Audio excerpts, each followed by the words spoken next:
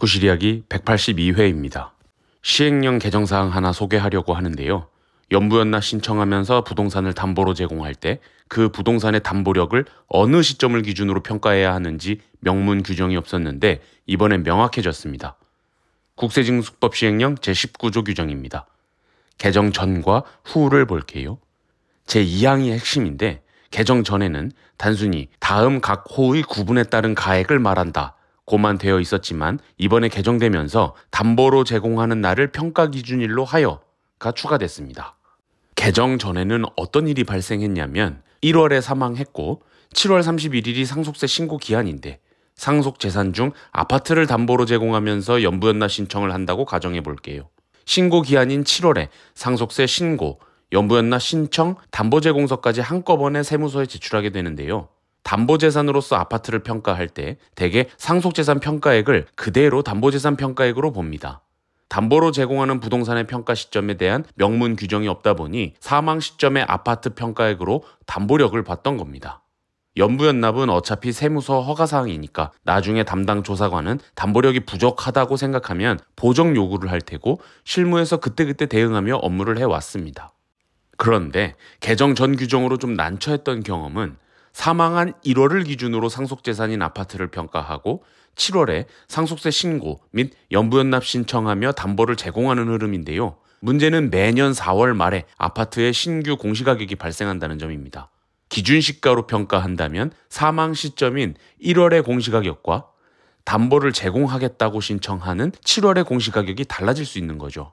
평가액이 증액된다면 담보력은 더 확보되니까 상관없는데 감액되면 고객들을 응대할 때 괜히 난처해집니다.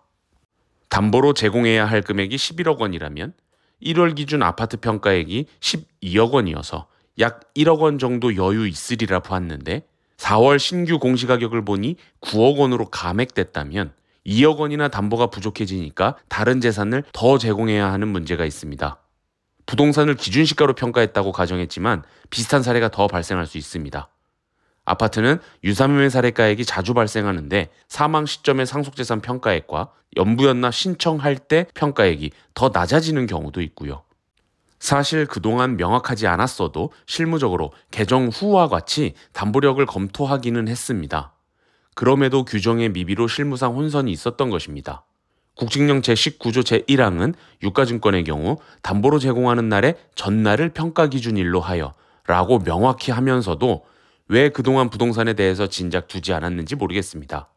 저 같은 사람도 이 부분에 늘 애매하다 느꼈는데 얼마나 많은 세무공무원, 세무사, 납세자들이 혼란을 겪었겠어요. 한 가지, 개정 전 규정이 좀 더 나은 상황이 있을 수도 있는데요. 상속재산으로서 아파트를 감정평가해서 신고하고 이 재산을 담보로 제공할 때입니다. 사망한 1월 시점으로 감정평가 2군데 받아서 상속재산 평가하고 그 감정평가서로 7월에 담보재산 평가도 동일하게 하면 그동안엔 세무서에서 그대로 받아줬거든요. 감정평가액이 기준시가나 유사매매 사례가액보다 훨씬 공신력 있고 변동 가능성 적은 시가니까 상속개시일과 담보로 제공하는 시점에 차이가 있어도 문제를 삼지 않았습니다. 개정 전에는 담보재산 평가 시점을 해석의 여지로 나눴던 반면 개정 후에는 담보로 제공하는 날을 평가 기준일로 하여 라고 명확히 함으로써 감정평가를 시점을 달리해서 한 번 더 받아야 하나 싶어집니다.